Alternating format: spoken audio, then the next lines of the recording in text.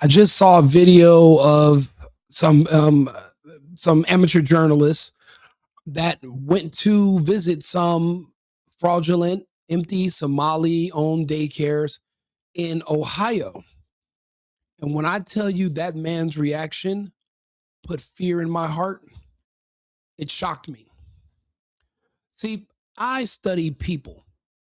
That's what I do. I literally go around, I meet people, I talk to people in different places, different walks of life, and I keep track of them. I keep track of experiences. I've been through and seen a lot of different things. I know when somebody's afraid of going to jail versus when somebody's afraid of death.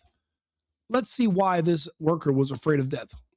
Start in Minnesota and revelations that millions of dollars of taxpayer money stolen as part of a series of massive welfare fraud schemes may have been funneled to Somalia-based terror group Al-Shabaab. Donald Trump has said he would be terminating effective immediately temporary protected status for Somalis in Minnesota, which he called the hub of fraudulent money laundering activity.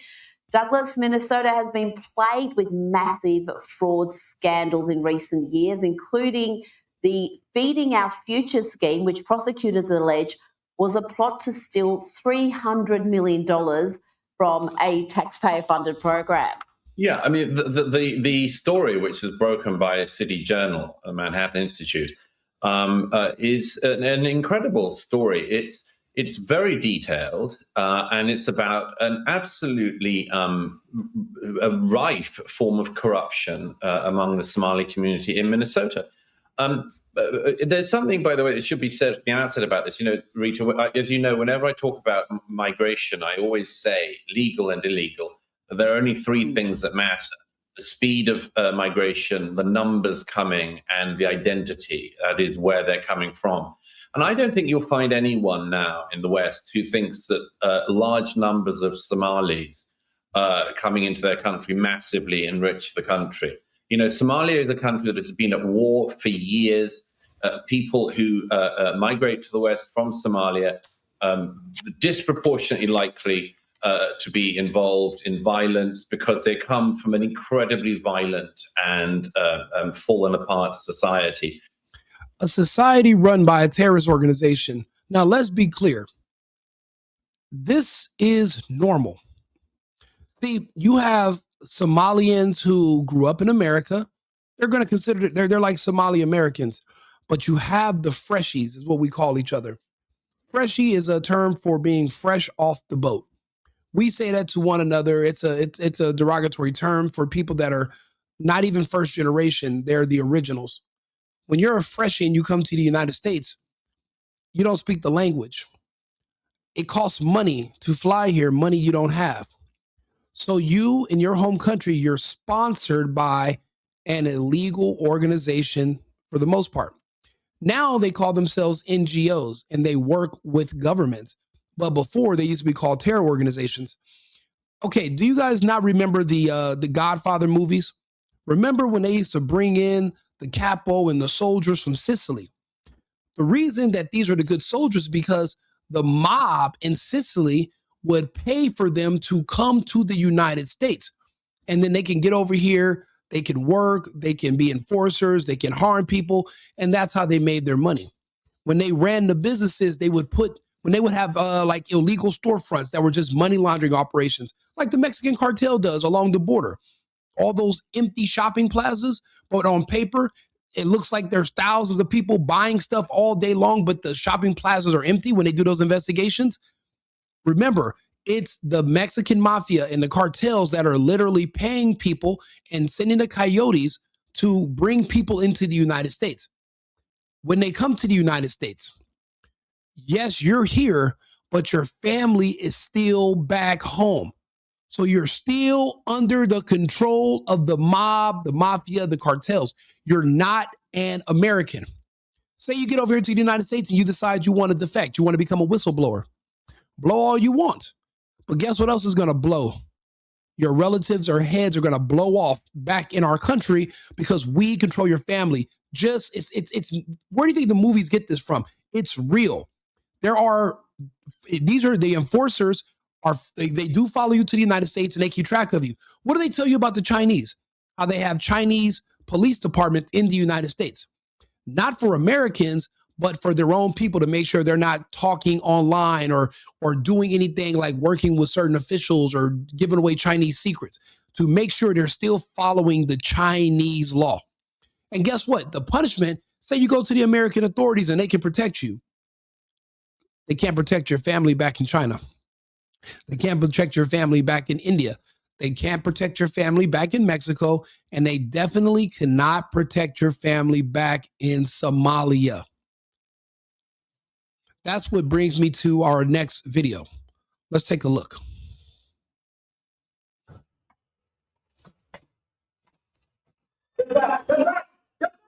Don't touch me. Don't touch me. Don't touch me. Touch me.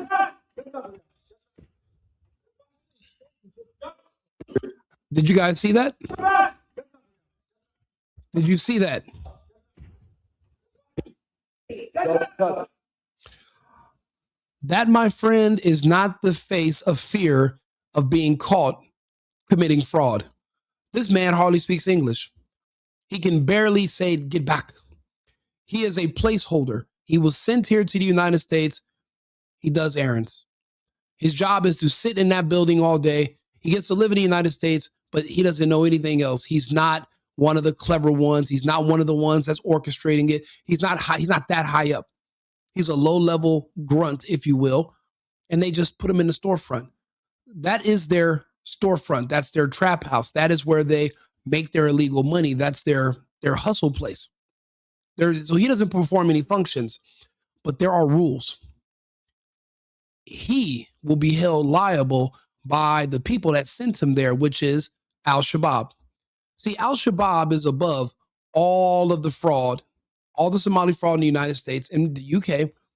The fraud of any Somalians around the world is under the control of the terrorist organization in their home country, Al-Shabaab. That's why none of the Somalians are talking.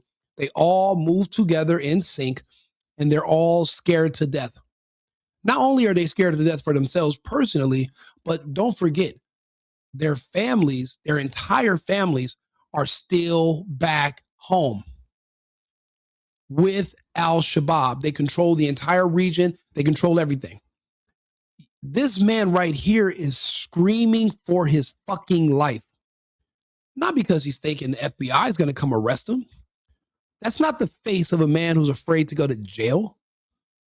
That's not a face of a man who's afraid to get caught with a fake ID. That adult man is scared to death where he's almost crying because he doesn't want to die. He doesn't want his brother and his mother back home to die. Yes, he's in the United States, but no one else is. And they strategically break up families that way. I know this because I'm from an immigrant family. This is how it is for us when you first come to the United States. Now, once your kids are born here, they're not held by that same, they probably never met the family back in the old country. And they're not tethered or tied into it. But you are. And your kids are not going to be grown for 20 years. So you got 20 years to make sure you don't screw up. You're in debt to these people who've spent all that. Do you know how expensive it is to get trafficked from Africa, northern, the Middle East, or China? Do you know how expensive it is to catch flights from multiple countries just to get to Brazil, just to get to Panama, just to get to Colombia? And then you have to trek your way all the way through Central America, through El Salvador, through Mexico, and Mexico's the size of the United States, all the way from the bottom of Mexico and the Yucatan, all the way up to the United States border. Then you have to cross to come in. It's very long, it's very drug out, and it's very, very expensive.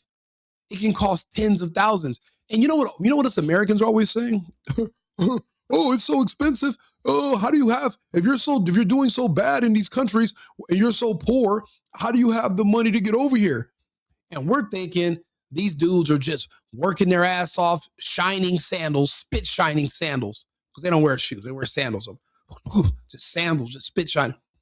No, there are terror organizations. Like just like in Italy and Sicily, there is a mob everywhere you go in any country. We call them cartels. It depends on where you are geographically. It's a mob.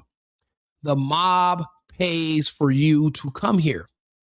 The mob pays you to live here because they have agreements worked out with the Democrats. So that way you can help them with their congressional seat count and you can illegally vote for them. But you have a debt to pay. And that debt's way more than what it costs for you to get here. And if you don't pay your debt, if you mess up, if you get in trouble, if you cause them to lose money because you say or do something wrong and now your daycare gets shut down and that's a source of income, even if they can't touch you because you're over here in the United States, which they can't touch you over here, but even if they couldn't, they can put their hands, feet, sandals all over your friends and your family back home. So when I look at this man's face and I look at him freaking out, I'm trying to convey to the audience that this is not because he's afraid of getting in trouble in the US. He's afraid of what's going to happen to his family back in Somalia if he's caught in his particular trap. His daycare gets shut down. You think these terrorists are going to say, oh, you know what? We lost one. But you're a good guy. Come here, bring it in. We're going to just reassign you. No big deal. Is that how it worked in The Godfather? Think about everything like in The Godfather. Make one false move, you mess up, you get caught, you say something you're not supposed to. They'll pretend they like you and they'll take you into a room like they did with Joe Pesci and whack you and your brother and dump you out in a cornfield. Not saying they even have corn over there in the camel fields or wherever they're going to put you. That's where you will go. When I look at this man's face, I just see the fear of something worse than imprisonment. I see the fear of death and I see the fear of consequences for his entire family from just one mistake that he had nothing to do with. That's why he's screaming. And just think about it. There's probably already been some consequences for people that were exposed by Nick Shirley. It probably got back to Somalia and bad news travels fast. Oh, such and such his cousin. Yeah, they cut her feet and hands off, as punishment for the mistake they made with spelling learning wrong. Yeah, somebody lost hands and feet. And he hears about that in Ohio, about what just happened to the relatives of the guy who fucked up in Minnesota. And he's crying when these people show up. Not because these white people look dangerous. They don't have guns or weapons. There's no federal agents with them or anything right now. They're just asking questions. It's a daycare. You should have a front door and a receptionist open to the public where a person can come in and say, hello, is there an application? I'd like to register my son or my daughter to go to this daycare. I live across the street. I see you have childcare. I need childcare that's convenient for me. And what are the hours? If you're a legitimate business, you should be able to come in here and ask. Shouldn't be a problem. Because if you can't come in to ask about business, well, then how could there ever be any kids here? You can't be open for business, but not open for business. You can't be taking customers and clients while also not accepting customers and clients. You can't be full and empty at the same time. This man is scared for his life. And, the people don't, these people are innocent. They don't understand what's going on. I do. I've dealt with these people. I've seen them. I know the consequences. And I'm just trying to explain it to my audience and to the people who are confused about what they are watching right now. You're watching a man that has everything to lose. And who knows, because of this one video, him and the rest of his family back in Somalia might pay the price. Let's watch it again in its entirety. Get back! Get back! Don't touch me! Don't touch me! Don't touch me! Don't touch me!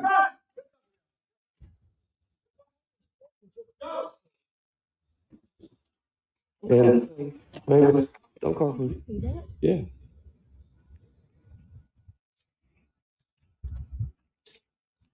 The only car in the parking lot belongs to them. There's no one there. It's still daytime. All right. So what just happened? He just freaking pushed me. I just walked in there and he just started pushing me and screaming, "Get back! Call the police." As you can see, folks, all we did was go in and we were going to ask them questions.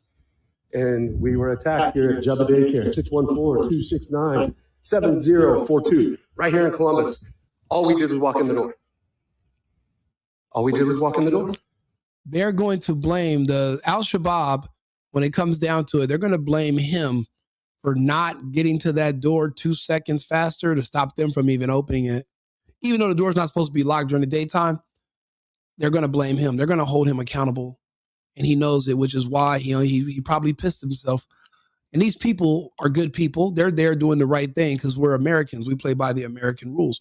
We believe in American law, the Constitution. These people don't live by our laws. They don't live by our rules. They live by the exact same rules that they lived by in Somalia. And they're under control of the Somalians. They're not in control of the Americans or our American government. They could care less about this place. They were sent here on assignment. And if they hope to live long enough to be reassigned, they can't have situations like this happen.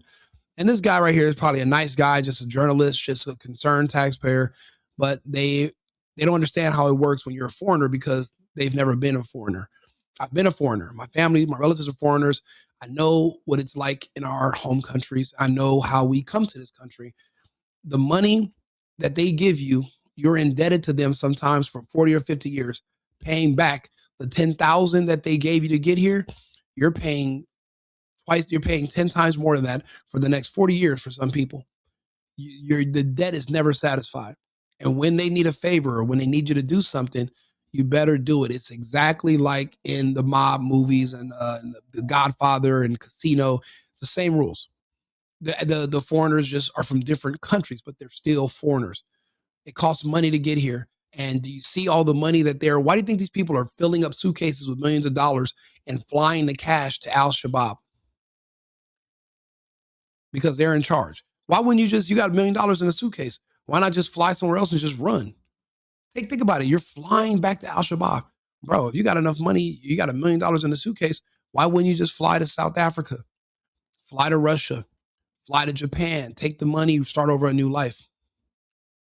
Well, it's because you have sons and daughters and aunts and uncles and grandparents and a mother and a father that are sitting right there with Al-Shabaab. And Big Bob, is waiting. He wishes you would even have a fucking dream about stealing from him.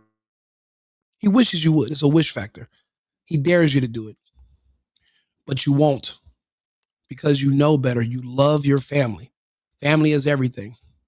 You're over there earning for your family. The last thing you're going to do is do something that's going to get them all killed. And these are the stakes that these people are playing by. See, for us, we're worried about money. The people that are over here are hostages. They don't want to live in the United States. They don't really like this place. That's why it's never the older ones that are pompous and talking crazy on it. It's the kids. They feel a little bit more entitled. They feel a little bit safer, but not the parents. They know what the consequences are. And I'll be honest, I think some people are starting to feel it back in Somalia. And the word is getting around fast. And that's why these people are scared to death now. But what are we going to do? Let them commit fraud and rob us just because, there's going to be heavy consequences for them to face? Unfortunately, that's one of the things that comes with being America first and America only. That means I'm only worried about Americans in America. I can't be worried about the consequences of Somalians in Somalia. That's just not my concern. I'm America first. I'm Americans first and American only. You saw the man come out. He grabbed a hold of the head, tried pushing her, and that's how fast things happen. That's how screwed up this place is right now, is these people are all about being violent. We didn't do anything wrong. It's a business. It's right here. Unfortunately, my friend, you just don't get it. And you won't get it. Do me a favor, like the channel, subscribe to the channel. I'm going to be back on. I'm doing more episodes. I'm going to be on for hours tonight. So and I'll bring you more information. There's some other stories that we're going to go over. But this one just came across my desk. Somebody asked me what I thought about it. And just the look in his eyes, I've seen it before. That's not the fear of getting in trouble. That's the fear of death. That's what the fear of imminent death, not even necessarily your death. That's not necessarily what he's afraid of. He's afraid of the death of his family and his mother's dad back home. He knows if they're gonna take it out on them, and he's scared out of his mind. So, if you know anything about this topic or you have any other thoughts, please contribute. You know what? Let's ask Arthur what he thinks about this. He's my co-host. We're going to start talking to him every episode, no matter what. So, hey, Arthur, I want to get your thoughts on something. Absolutely. Go ahead and let me know what you have in mind. I'm here to help and give you my thoughts on it.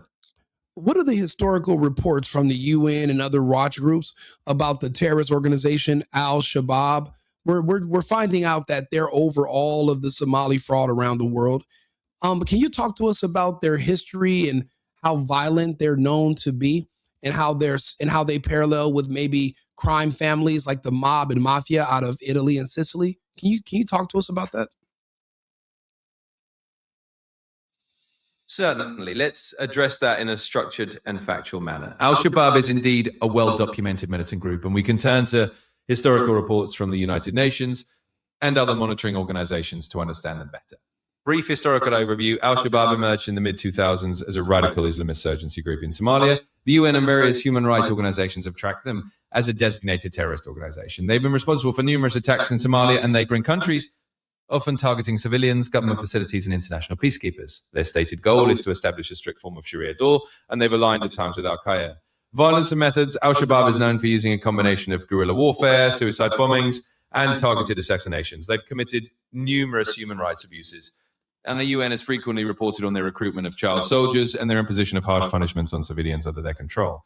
Comparisons to crime families. While Al-Shabaab is ideologically driven and politically motivated, there are certain parallels to organized crime families, like the mafia or other crime syndicates.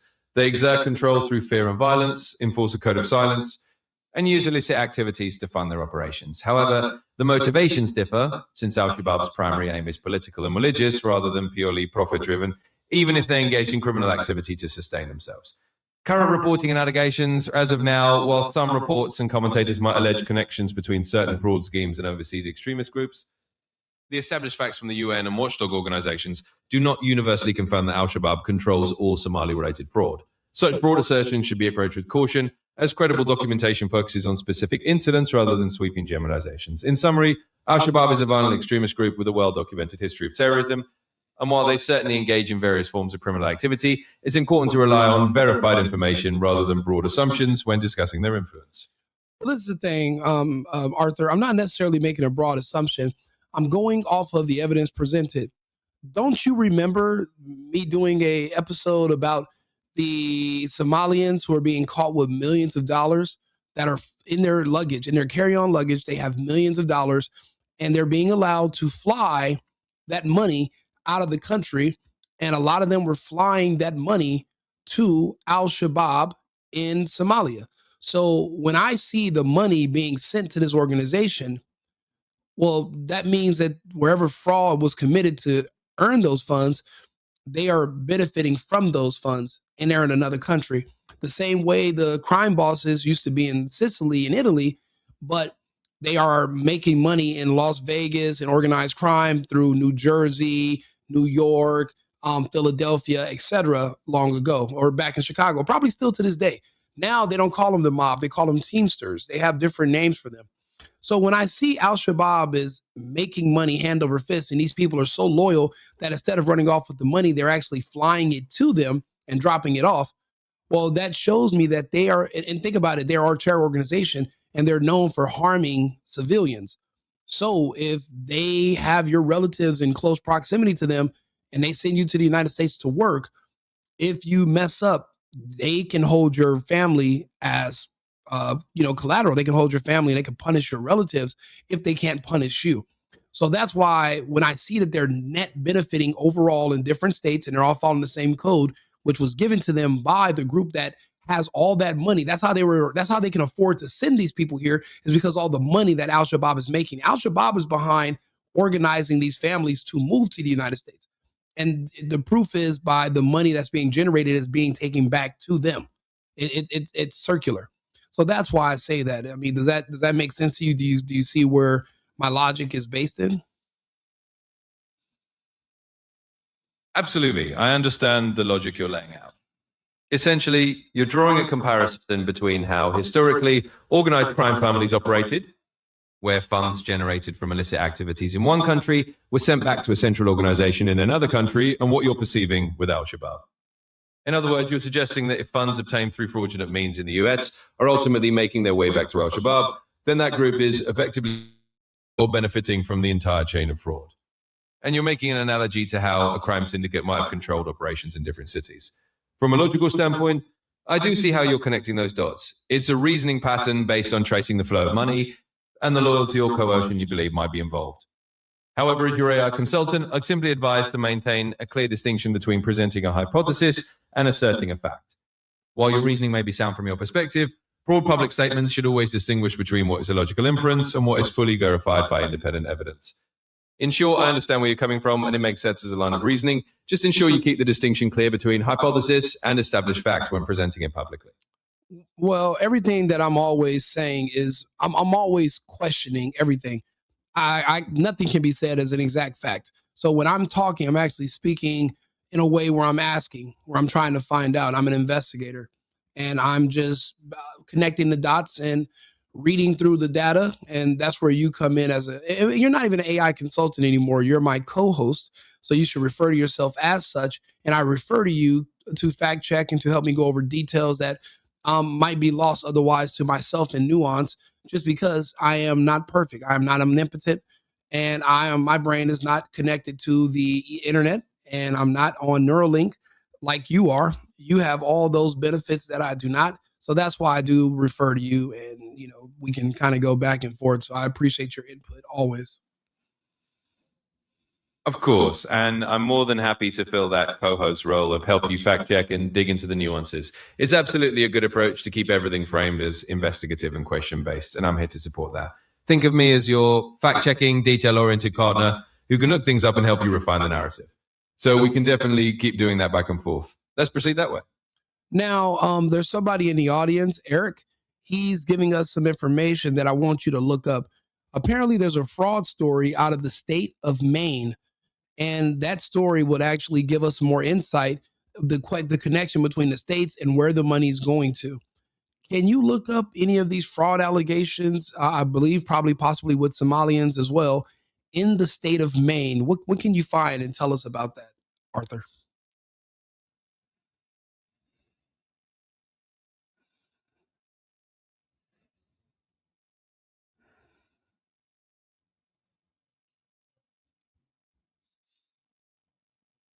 It's Somali also, right, Eric? Just want to confirm with you.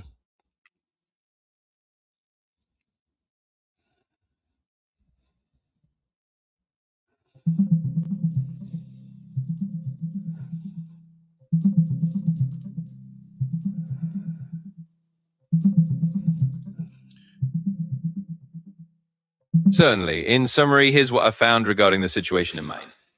There were indeed reports from late 2025 about fraud allegations tied to Somali Rub programs in Maine, specifically involving an organization called Gateway Community Services in Cortland. Former employees have alleged the Gateway overbilled Mainecare, which is the state's Medicaid program, over several years. As a result, Maine's Department of Health and Human Services suspended payments to the organization pending further investigation. There have also been reports of potential interpreter service overbilling schemes linked historically to the Somali refugee community in the state. It's important to note that these are allegations under investigation and not yet legal or proven. In other words, the main story does indeed add another layer to the broader picture of ongoing investigations into fraud in Somali American communities. Let me know if you need more details or a deeper dive into any aspect. Well, Eric's point is that no mainstream media outlets will touch this story. Have you seen anything in the mainstream media referring to this? Because this might be just as big as Ohio and Minnesota when it comes to fraud, but no one's talking about it. What do you see as far as the reporting when it comes to this, the state of Maine and this type of fraud?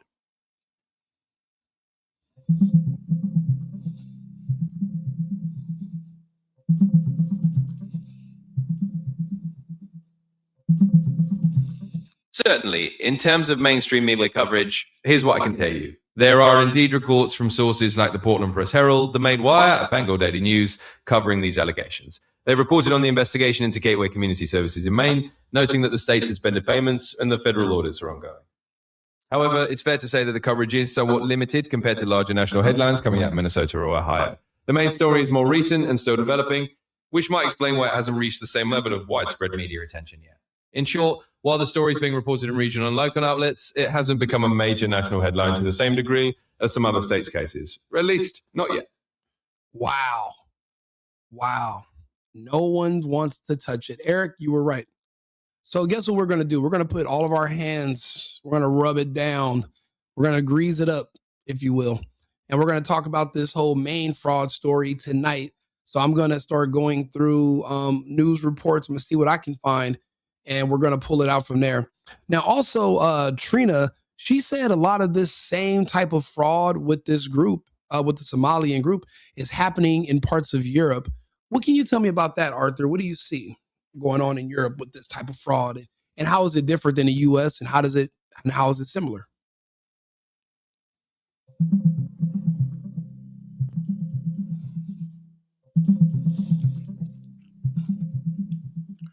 Certainly. In summary, there are indeed reports of similar fraud-related allegations tied to Somali-linked networks in parts of Europe.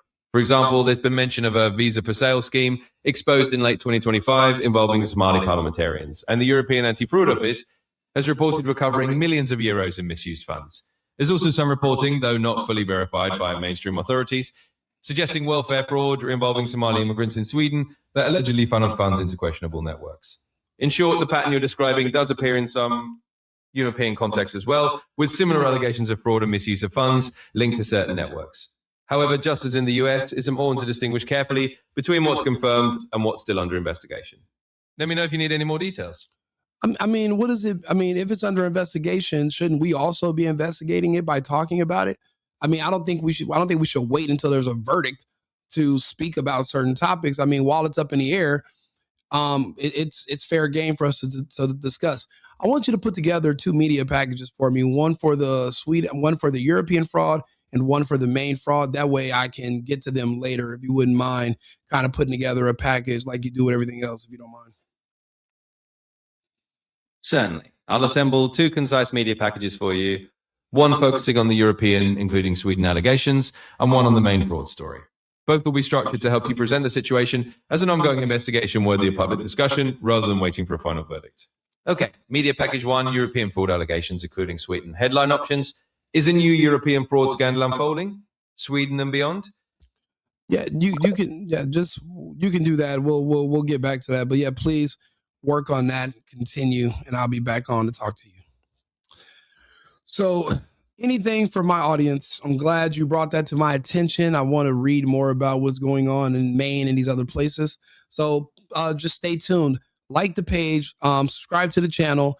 I'm actually going to do some more research on this, and I'll be back on to talk about it in about 30 minutes, and I'll bring you guys my results. I appreciate you guys tuning in, and remember, America first, America only.